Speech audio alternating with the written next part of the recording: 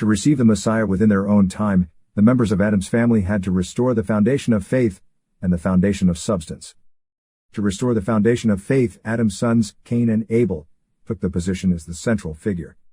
Then God made them offer sacrifices separately and accepted Abel's sacrifice. In this way, Abel successfully laid the foundation of faith in Adam's family. Let's remember that the Archangel fell because he did not respect Adam as God's mediator and tried to take his position. To remove this characteristic of the fallen nature, Cain, in the position of the Archangel, should have adopted God's point of view, loving Abel, who was in the position of Adam. Cain should have received God's love through Abel, respecting him and joining him, just as Lucifer should have done with Adam. Instead, Cain killed Abel and repeated the sin of the Archangel. Adam's family thus failed to lay the foundation of substance. Consequently, God's providence of restoration through Adam's family could not be fulfilled.